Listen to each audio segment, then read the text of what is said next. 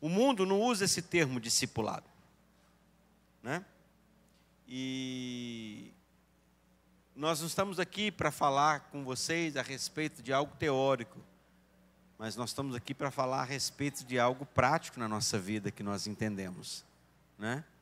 Está comigo aqui um dos nossos discípulos lá, o Sidney. Levanta a mão aí, Sidney. Discípulo nosso lá. Caminhamos junto com pastores de vocês, pastor Luiz Fernando, pastora Zilda. Estamos muito perto, né? E esse relacionamento discipulado, ele tem o poder de produzir influência na nossa vida.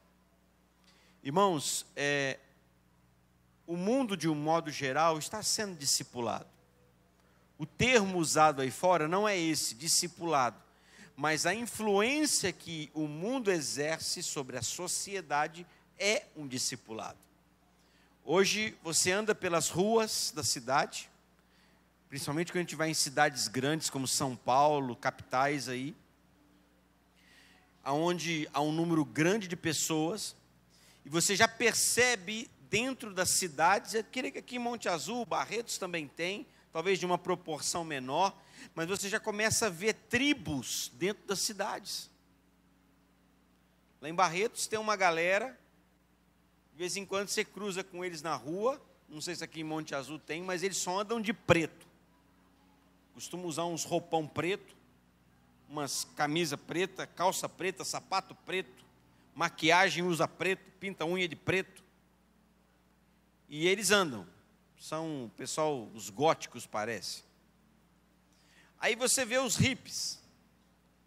Aí você vê a galera do hip hop. Você vê a galera do funk. Você vê a galera do sertanejo. Você vê a galera do samba. Você vê a galera não sei do que. São pessoas, o mundo de uma certa forma está sendo discipulado, irmãos. Os nossos filhos estão sendo discipulados nas escolas. Eles estão sendo doutrinados nas escolas. Os nossos jovens estão sendo discipulados nas escolas. Cada vez que alguém liga uma TV, a mídia, ela está discipulando a sociedade. Ela está estabelecendo, através do poder que ela tem, a sua cultura, seus costumes, suas crenças. E o que para nós antigamente era assustador, o que era uma aberração, hoje já está se tornando a coisa mais normal do mundo. As pessoas já não se assustam mais com determinadas coisas que elas veem. A mídia está discipulando, irmãos. A televisão está discipulando, disseminando costumes. Você vê dois homens se abraçando, se beijando, as pessoas já não se assustam mais. Você vê determinadas coisas acontecendo, as pessoas já não se assustam mais. O que está acontecendo com a nossa sociedade? De alguma forma, por falta dessa palavra, por falta desses princípios, as pessoas estão se apegando a qualquer coisa.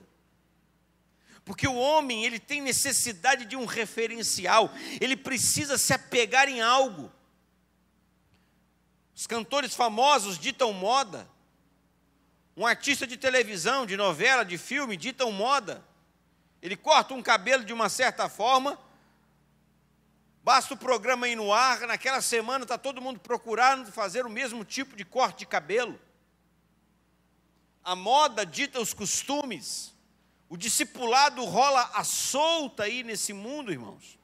O tempo todo as pessoas estão sendo discipuladas, as pessoas estão sendo influenciadas.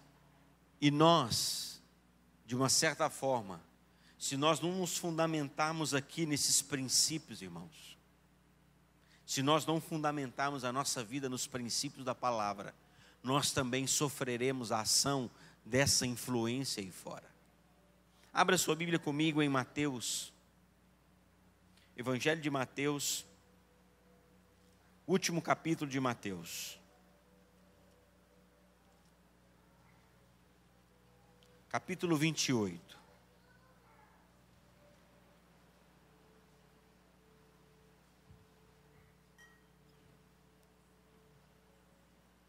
as últimas palavras do Senhor Jesus enquanto ele esteve aqui, fisicamente nessa terra. Ele dizendo: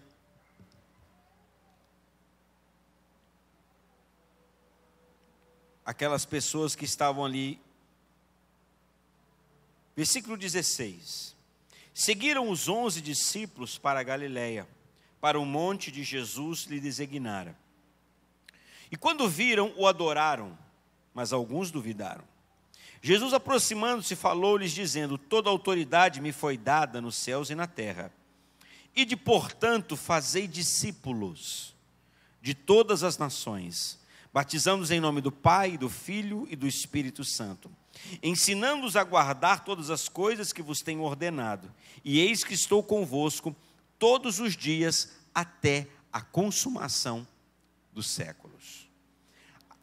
As últimas palavras do Senhor Jesus para aquelas pessoas, para aqueles discípulos, foi dizendo a eles: olha, vocês precisam ir por toda a terra agora, e vocês precisam fazer discípulos. A palavra ser discípulo significa ser um seguidor de.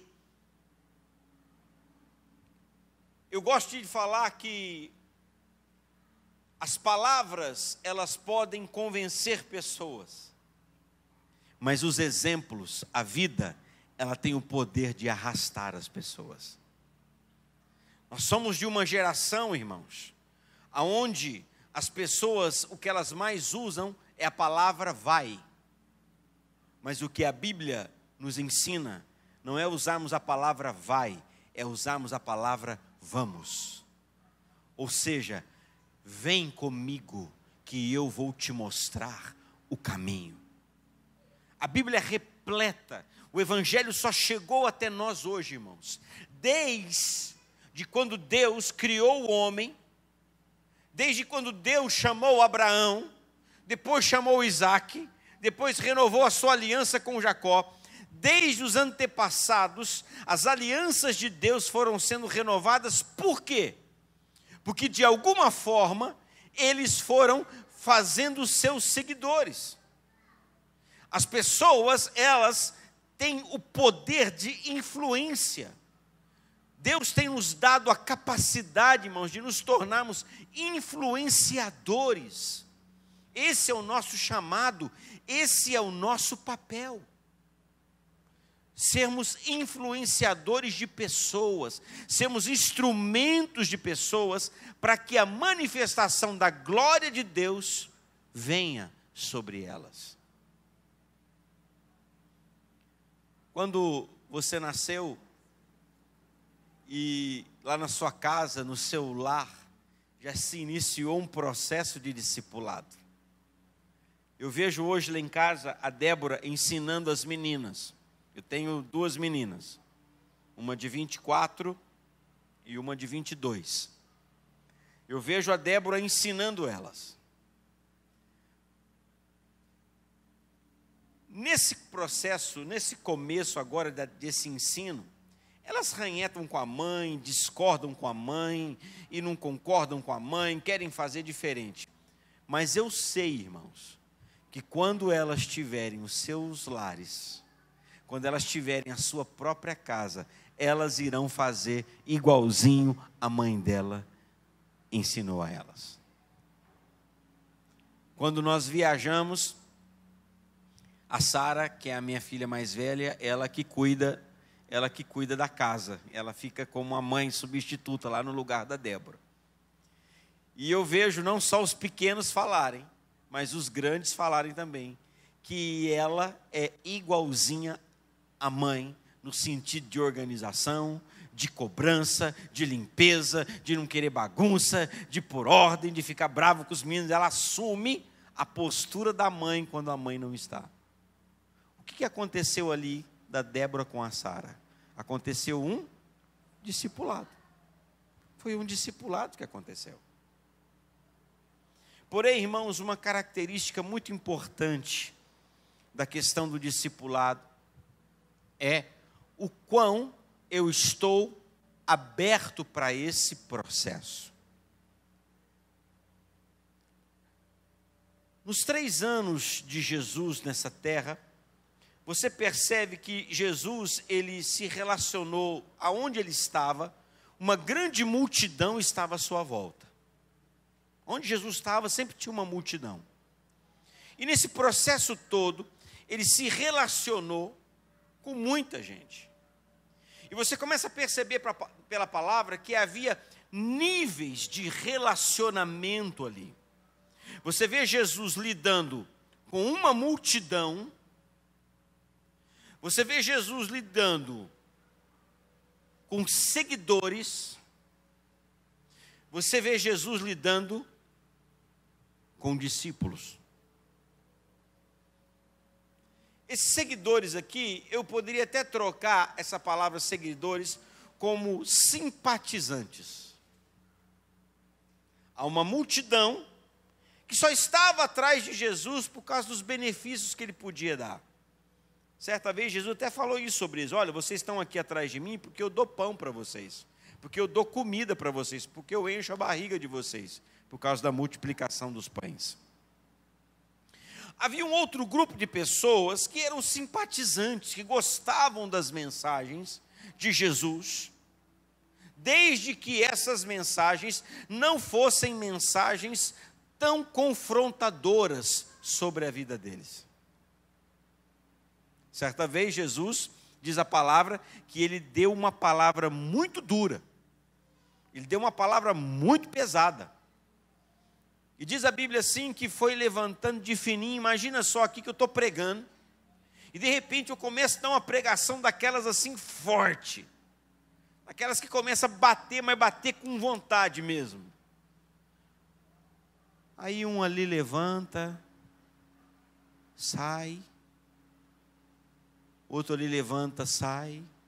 Outro levanta aqui na frente, vai de fininho, com a cabecinha baixa, sai. De repente Jesus olhou, daquele grande número de pessoas, só tinha os 12 discípulos dele ali. Não tinha mais ninguém, todo mundo tinha levantado, tinha ido embora. Aí Jesus vira para os 12, e quando eles imaginavam e pensavam assim, não, agora Jesus vai dar uma aliviada, né? Ficou só nós aqui, né? Que somos seus discípulos. Aí Jesus fala assim para eles, olha, por acaso vocês querem ir embora também? Se vocês quiserem,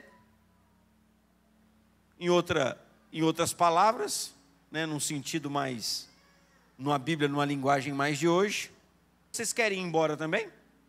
Podem ir. Mas aí que você olha o coração do discípulo. Jesus, aí Pedro, dentre muitas ratas que ele dava, ele também deu muitas certas. Pedro vira para Jesus assim, em nome dos outros 11, e diz assim, Senhor, para onde nós vamos? Só tu tens as palavras de verdade e de vida eterna. Então você começa a perceber que na igreja também você encontra isso, irmãos.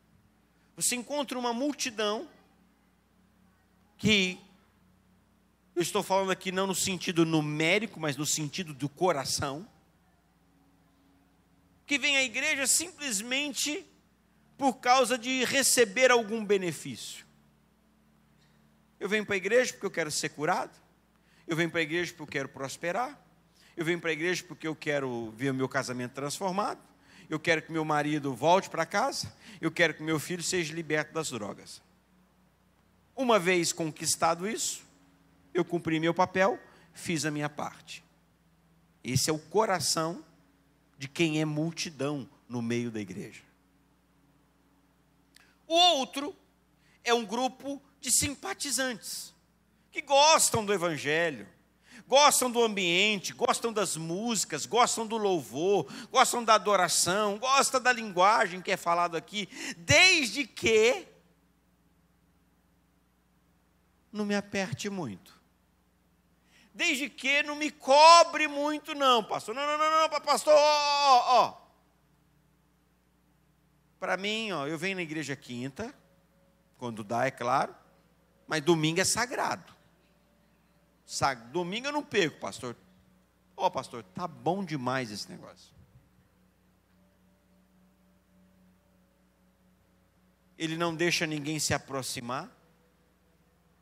ele não deixa ninguém estar perto dele, no sentido da vida, ele não tem nenhuma predisposição para abrir o coração, para ser ajudado.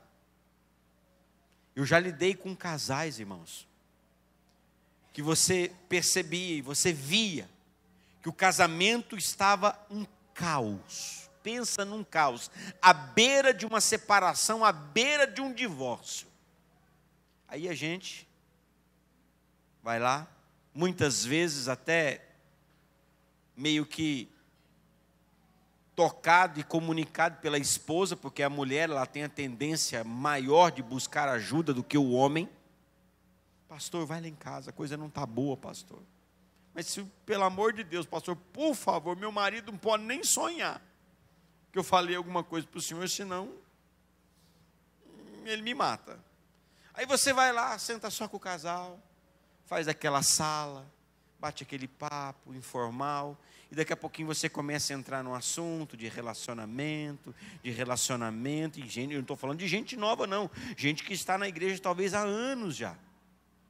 E você começa a perguntar, e você começa a dar umas indiretas, você começa a cutucar dali, começa a cutucar daqui. Moral da história, irmãos. Ele fala simplesmente que está tudo bem, que está tudo lindo, tudo maravilhoso, e que estão vivendo o melhor momento da vida deles. Parece que está falando até de outro casal e não do casamento deles. São pessoas que são meros simpatizantes. Eles não querem relacionamento. Eles não querem envolvimento com ninguém. Porque na cabeça deles, eles não querem ninguém se metendo na vida deles. Aqui dentro de casa, roupa suja se lava em casa. Nossos problemas, nós lidamos com os nossos problemas aqui dentro de casa. Ninguém tem que saber dos nossos problemas não, nem pastor, nem ninguém. É assim que eles falam. Mas estão feridos, estão machucados aqui por dentro.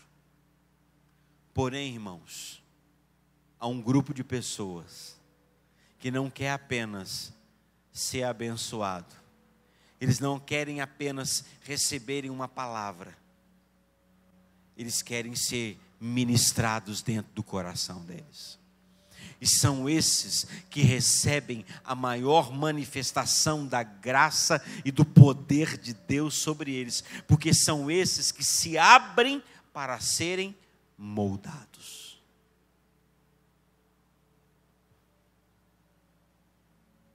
São esses os que verdadeiramente experimentam, porque discipulado, não há discipulado se não houver um relacionamento.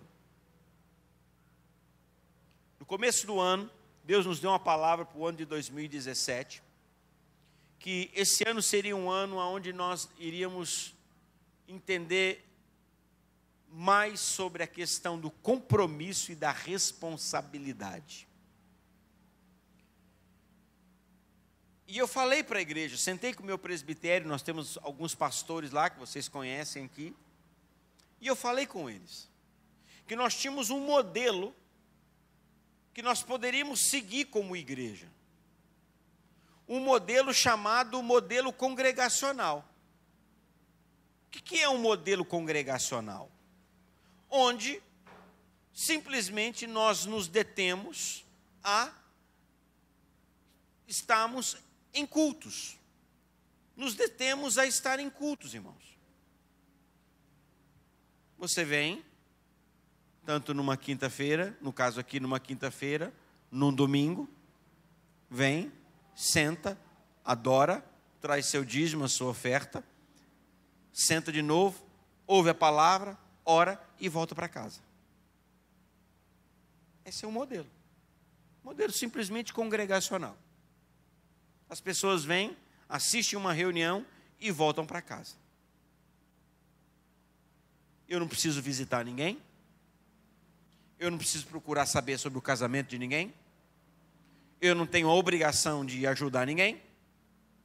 Em outras palavras, como muitos dizem, se meter na vida de ninguém. Esse é um modelo confesso para vocês que para nós pastores é maravilhoso. É maravilhoso.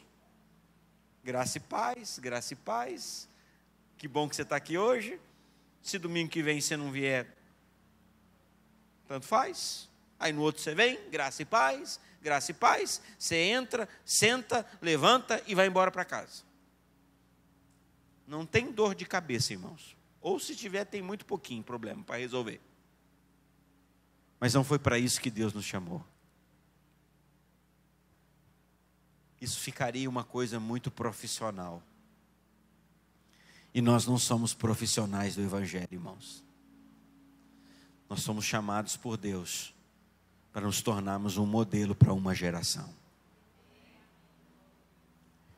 E o maior sucesso não é o quão você conseguiu fazer, mas o verdadeiro sucesso é o quanto você conseguiu multiplicar o chamado de Deus na sua vida, na vida de outras pessoas.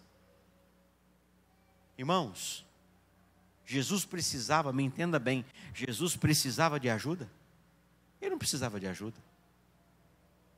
Ele podia vir aqui, irmãos, fazer o que ele fez, talvez fazer até mais, mas ele se deteve 3 anos da sua vida, dando um intensivo para 12 homens. E esses homens conseguiram trazer o Evangelho até nós, nos dias de hoje.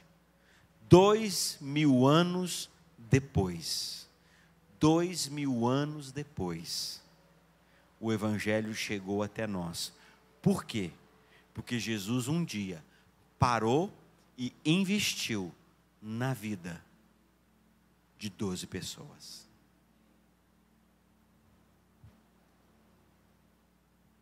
Nós só vamos entender se nós tivermos sucesso, irmãos, se Jesus não voltar nos próximos anos, nas próximas décadas, se quando nós partimos daqui, a nossa mensagem, o nosso exemplo, continuar ecoando pela vida das pessoas. Eu conheço, e você também conhece, gente que infelizmente passou aqui nessa terra e que, como diz o ditado, nem cheirou e nem fedeu. Nem cheira, nem fede. O máximo que vão conseguir fazer é derramar umas lágrimazinhas de saudade, e olhe lá, porque simplesmente não fez diferença na família, não foi um exemplo de um pai, não foi um exemplo de uma mãe, não foi um exemplo de cidadão, não foi exemplo, irmãos. Simplesmente passou, viveu aqui nessa terra por 50, 60, 70, 80 anos, mas vão lembrar, fulano, fulano,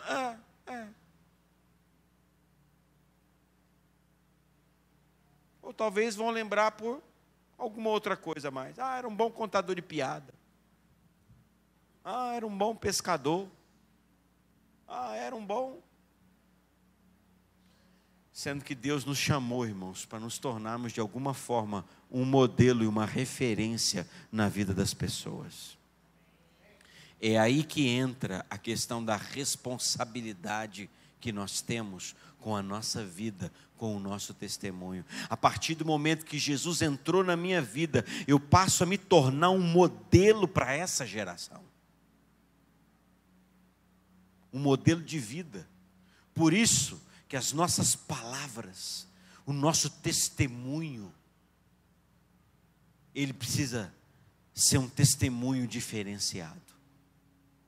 Porque querendo ou não, querido, preste atenção nisso, as pessoas estão de olho em você.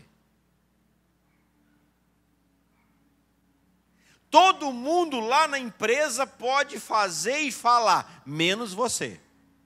Porque se você fizer alguma coisa, se você falar alguma coisa lá no trabalho, ou lá na escola, ou lá na família, onde você está, primeira coisa, pode todo mundo pintar e bordar, mas se você fizer, eles vão falar assim: uai, você não é crente não?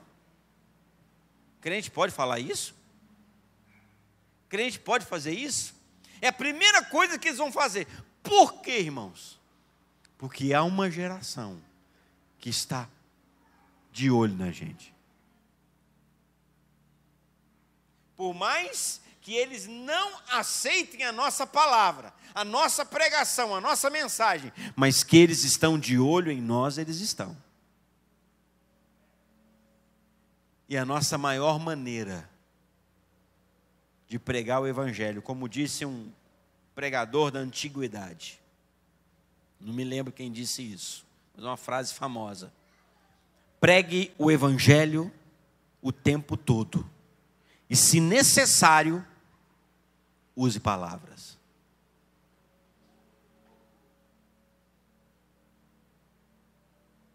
Pregue o evangelho o tempo todo, e se for necessário, você use palavras. O que ele estava dizendo com isso, irmãos? Eu sou a pregação do evangelho. Só vai fazer discípulo, irmãos, só vai fazer seguidor quem se tornar um exemplo. Porque nós temos o poder de influenciar, inclusive dentro da igreja.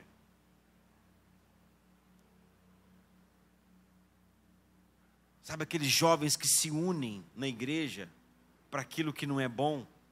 Mas já tem outros que se unem porque aquilo que é igual se atrai, irmãos. Se atrai. Fofoqueiro atrai fofoqueiro. Maledicente atrai maledicente. Mas gente com bondade atrai gente com bondade, atrai gente de fé. Ande com quem vai te influenciar para fazer você crescer na sua fé. Nós, como igreja, como eu estava falando, voltando lá, nós decidimos a não ser uma igreja congregacional. Nós decidimos ser uma igreja que nós vamos caminhar como família. Nós vamos caminhar juntos. E eu falei assim: irmãos, eu me recuso a entrar 2017 sozinho. Estou meditando ali em Êxodo. E chegou um momento que o povo de Israel aquele povo tinha um coração tão duro, irmãos, que Deus virou para Moisés e falou assim: Moisés, cuida desse povo que você tirou do Egito. Moisés falou assim: se o Senhor não for conosco, se eles não forem, Deus falou assim: Moisés, eu vou ser contigo com a sua casa, que esse povo não. Moisés falou assim: esse povo precisa ir junto, Senhor, porque se esse povo não for, eu também não vou.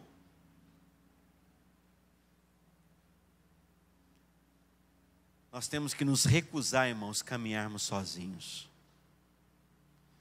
Eu louvo a Deus por Deus ter me colocado ao lado de pessoas. Deus ter me colocado em um lugar, numa igreja, numa estrutura, onde as pessoas têm o desejo de caminhar perto da gente. Que as pessoas, elas querem se aproximar.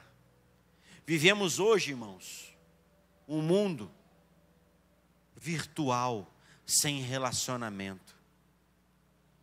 Esses dias nós estávamos reformando uma casa de uma irmã lá, inclusive alguns até devem ter visto o vídeo na internet, e já era 11 horas da noite, o pessoal estava limpando a casa lá, já nos arremates finais, no sábado à noite, nós íamos entregar a casa no domingo, e eu saí lá e vi que todo mundo estava com fome, e eu saí para uma lanchonete para ver se eu achava alguma coisa para comprar. Achei um restaurante lá que fritava salgado na hora, e pedi lá tanto salgado lá. Enquanto eles fritavam, eu olhei do lado de fora do bar lá dessa lanchonete, desse restaurante, tinha um casal lá, e eu achei muito interessante a cena. Eles saíram de casa, Não sei se eles estavam comendo uma porção, bebendo uma cerveja, o que eles estavam fazendo. Tinha bebida na mesa, não me lembro se era refrigerante ou cerveja. Tinha alguma coisa de comida. Um sentado de um lado da mesa, o outro sentado do lado da mesa, e cada um com o seu celular na mão. Nos minutos que eu fiquei olhando ali, irmãos, eu não vi eles trocarem uma palavra sequer. Saíram de casa, se eu não me engano, eles eram marido e mulher, porque eu notei que parece que tinha aliança na mão esquerda. E cada um sentado de um lado da mesa e mexendo no celular, e um rindo daqui e o outro rindo de lá. Talvez não sei se estavam em Facebook, WhatsApp, não percebi. Mas eles estavam no celular. E eu fiquei olhando aquela cena, e eu falei, meu Deus, como a tecnologia aproximou, mas como também a tecnologia afastou, distanciou. Aproximou quem está longe e distanciou quem está perto. Porque você fala aqui, ó, eu morei fora 12 mil quilômetros daqui do Brasil, eu falava online aqui com o pessoal, ao vivo. Parecia que estava fazendo ligação local, com vídeo, com voz, com tudo. Aproximou quem está longe, mas distanciou, irmãos, quem está perto. Hoje, as pessoas são assim lá no seu trabalho. Você faz aniversário. Sua sala é aqui, a sala do seu amigo é aqui. Você faz aniversário e ele manda uma mensagem no Facebook para você: parabéns, felicidades, muita saúde, muita paz. Mas ele não é capaz de levantar mais aqui, ir lá na sua sala e dar um abraço, falar assim: olha, meus parabéns, que Deus te abençoe. Irmãos, nós estamos vivendo uma geração onde isso aqui não tem mais, ó. Não tem mais toque.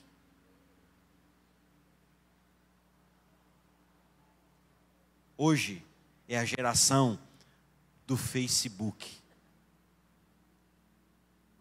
Antigamente era a geração do face a face, do face a face.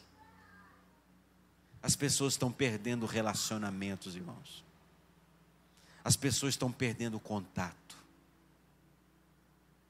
Já não basta a vida corrida que nós temos hoje. Parece que o dia, com o passar dos anos, diminuiu, né? Eu me lembro quando eu era criança, o dia era muito comprido, irmãos. Como o dia era comprido. Como demorava para passar um dia. Hoje, a impressão que a gente tem é que o dia tem 18 horas só, não tem mais 24, não, tem 18 horas só. Parece que encurtou umas 4, 5 horas no dia. E as pessoas estão cada vez mais distantes. E se nós não tomarmos cuidado, irmãos, nós trazemos essa influência para dentro da igreja. Um seminário como esse, um congresso como esse, é para despertar o nosso coração, para que nós possamos entender que eu não posso caminhar sozinho na minha vida. Nós não fomos feitos, irmãos, para ser sozinhos. Deus disse assim, para si mesmo, não é bom que o homem viva só. Ele não disse só no sentido de marido, por causa de marido e mulher. Não há nenhum animal na face da terra que não viva em comunidade, mesmo os chamados irracionais. Mas muitas vezes nós, seres humanos, nós estamos no meio de uma multidão, no meio de dezenas e centenas de pessoas, mas somos pessoas solitárias. Nunca na história da humanidade, estava falando isso ontem no meu CEP lá, na casa de um irmão, nunca na história se ouviu, já está sendo chamado isso de uma doença. Antigamente não era tratado como uma doença, era tratado talvez como um distúrbio, alguma coisa, mas hoje a depressão, que isola pessoas, já é tratado como uma doença hoje. Num país, num planeta, onde se tem aproximadamente 6 bilhões de pessoas, há muita gente ainda que consegue caminhar solitária. Sabe por quê? Porque é uma decisão aqui, ó. Sou eu quem decido como vai ser os meus relacionamentos. Sou eu que decido como eu quero caminhar. A Bíblia diz: muitos são chamados, mas poucos são o quê? O chamado cabe a Deus, ser escolhido cabe a mim. É responsabilidade minha. Chamar é responsabilidade do Senhor, ser escolhido é minha responsabilidade. Nós só conseguimos relacionar com as pessoas à medida que elas dão abertura. Irmãos, discipulado não é mandar na vida de ninguém. Deixa eu dizer uma coisa para vocês, quem tem filhos grandes aqui sabem disso. A gente manda, a gente acha que manda enquanto é pequenininho. Nós não conseguimos, entre aspas, me entenda o que eu vou dizer, nós não conseguimos mandar nem na vida dos nossos filhos, o que dirá na vida dos outros. Então não é essa mentalidade. Discipulado não é mandar na vida de ninguém. Discipulado não é entrar na vida, pôr o dedo na vida dos outros. Não é nada disso, irmãos. Discipulado é se tornar uma referência, se tornar um modelo através da experiência de fé que eu tenho, eu deixar aquilo fluir através da minha vida e atingir a vida das pessoas que estão à minha volta. É ser um instrumento influenciador para o bem. É eu pegar os 28 anos que eu vou completar de casado e usar essa experiência de 28 anos de casado para ajudar casais que estão chegando agora. Porque em 28 anos de casado, irmãos, eu já passei por muitas crises, já passei por muitas tempestades, já pensei em desistir algumas vezes. Nossa, pastor, o senhor já pensou em desistir? Sério? O senhor pensou em divorciar? Pensei. E quem talvez nunca pensou nessa terra aqui, num casamento, atire a primeira pedra, irmão. Mas a questão não é pensar. A questão é deixar que determinados sentimentos gerem em nós um comportamento. Jesus, quando ele estava naquele momento de angústia, lá no Getsêmani, irmãos, houve um momento de tamanho sofrimento que o seu suor se transformou em gotas de sangue. Jesus olha e fala assim: Pai, se for possível, faz o que, irmãos? Passa de mim esse cálice. Se for possível, eu não quero ir para aquela cruz, vai ser doloroso demais, o sofrimento é muito grande.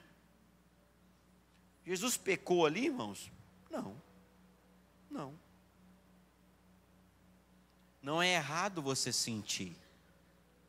Errado é você deixar que esse sentimento se torne um comportamento na sua vida. É usar essa experiência de vida, usar a experiência de fé, para sentar com aquele que está chegando agora na fé.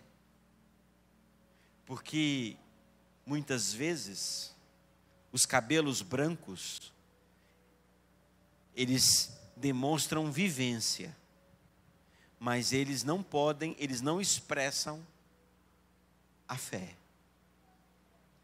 Eu aconselho, eu discipulo, eu cuido de pessoas, pastoreio pessoas que têm idade para ser meu pai, minha mãe e até meu avô ou a minha avó. Eles têm mais vivência que eu, mas eu tenho mais experiência de fé do que eles. Então, no que se diz respeito à palavra, aí eu sento com eles e falo assim: olha, com muito respeito, eu falo assim: olha, meu querido, minha querida, é assim, assim, assim e assim. Se deixar discipular, irmãos, é uma coisa tão linda e tão tremenda. Estou terminando dizendo isso. Chegaram para Billy Graham. Billy Graham é considerado como o maior evangelista de todos os tempos. Nunca houve até hoje um evangelista como Billy Graham. Billy Graham já sentou com inúmeros presidentes.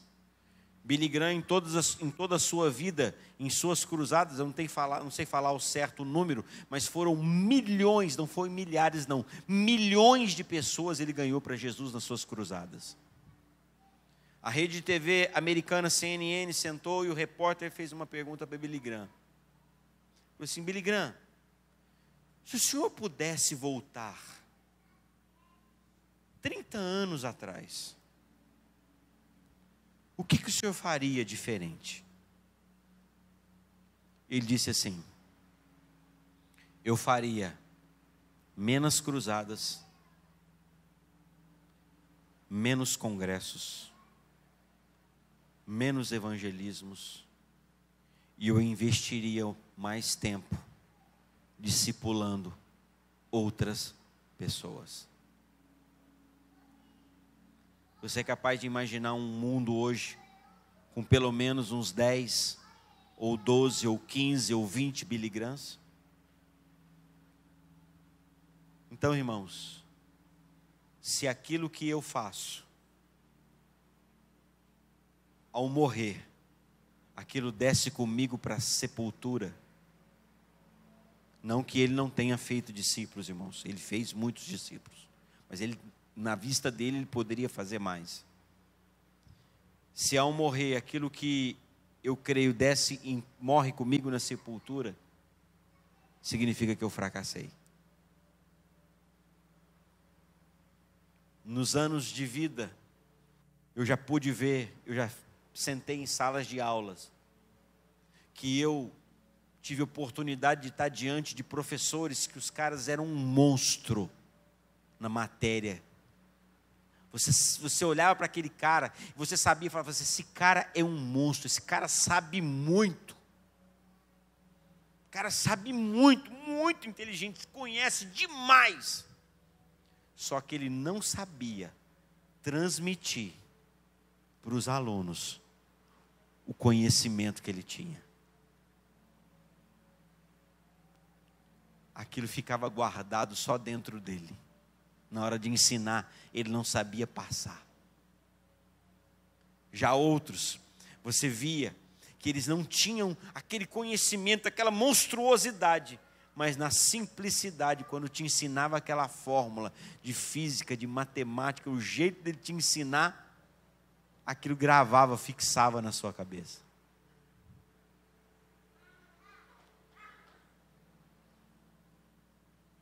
Eu devia ter uns 12 para 13 anos de idade. Naquela época, eu não sei se hoje estudo isso em escola. Sabe aquele negócio de seno, cosseno? Sabe aquele negócio de seno, cosseno? Algum dia a gente usou isso na vida? Nunca na vida, mas a gente tem que estudar. E tinha que fazer prova daquilo. E um dia eu não entendia aquela fórmula, não entendia de jeito nenhum. Aí me chega um professor e fala, canta uma música para mim, lá na sala de aula. De uma pequena fórmula lá, e ele cantou assim: minha terra tem palmeiras, onde canta o sabiá, seno B, cosseno, não, seno A, cosseno B, cosseno A, que era a fórmula lá de um mais o outro lá. Aquilo ficou gravado na minha cabeça aos 12 anos, nunca mais esqueci aquilo. Fiz a prova, tirei nota também, nunca mais usei aquele negócio, né? Você nunca mais na vida você usa aquilo. Nem sei para que serve aquilo. Talvez para construir um prédio, fazer uma ponte, fazer um túnel subterrâneo. Se é túnel, é subterrâneo, né? Fazer um túnel que sai daqui lá no Japão. Talvez vai usar uma fórmula matemática daquela. Mas no nosso dia a dia, irmão, nem raiz quadrada nós não usamos, né?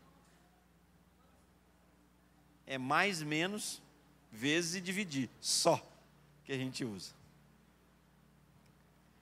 Então, queridos, nós temos uma missão e uma responsabilidade. Primeiro, sermos discípulos. E depois, nos tornarmos discipuladores, influenciadores na vida das pessoas. Amém? O seu exemplo é muito importante. Quando eu me converti, tinha alguns religiosos da época, que eles falavam assim: olha, você não pode olhar para os homens, você tem que olhar para Jesus. Verdade, pastor? Verdade. Mas no que diz respeito a isso? No que diz respeito à sua fé. A minha fé não é baseada em homens, a minha fé é baseada em Jesus. Mas o apóstolo Paulo um dia ele escreveu e disse assim: sede meus imitadores, assim como eu sou de Cristo. Ou seja, Paulo chamou a responsabilidade para si. Vocês podem imitar o que eu estou fazendo. Vocês podem seguir o meu exemplo, porque eu estou imitando Jesus. Então nós temos uma responsabilidade aqui nessa terra, querido. Você é uma testemunha de Jesus lá no seu trabalho. Você é uma testemunha de Jesus lá na sua casa. Você é uma testemunha de Jesus na faculdade, na escola, aqui na igreja. Aonde você está, você precisa se tornar um exemplo, um modelo de Jesus aqui nessa terra. Mas primeiro, eu preciso ser um discípulo. Paulo, em uma de suas cartas, ele diz assim: Timóteo, escrevendo para Timóteo, Timóteo, verdadeiro filho na fé. Só que lá em Atos 16, Paulo fala que Timóteo, ele era filho de uma judia e de um pai grego. E foi Paulo quem circuncidou Timóteo. A circuncisão, todo mundo sabe o que é circuncisão aqui, né? Seria a nossa famosa fimose, que se faz quando é criança, ou às vezes em adultos, que é mais sofrido. Para o judeu, aquilo era feito ao 8º dia de nascimento. Quando a criança nascia, ao 8º dia, pegavam lá o pipizinho do menininho, ia lá ou com uma pedra, com uma faca, com uma navalha, com um punhal e cortava ali. Bebezinho. Timóteo foi circuncidado depois de grande. Por que Paulo fala assim, verdadeiro filho na fé?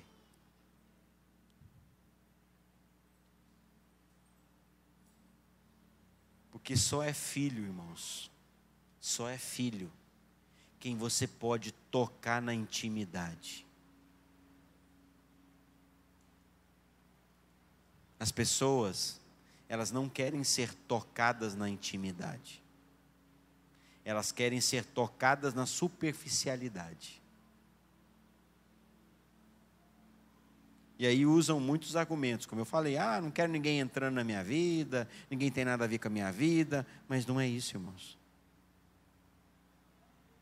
Nosso papel é ser um instrumento para ajudar as pessoas. Porque quando você está doente, quando você está ruim, a gente vai no médico, não vai? Sim ou não? Eu já fui no urologista, meu irmão. E baixei a calça e tinha enfermeira do lado. Eu não sabia onde eu enfiava a minha cara. Mas eu tive que baixar minha calça lá para o urologista me examinar.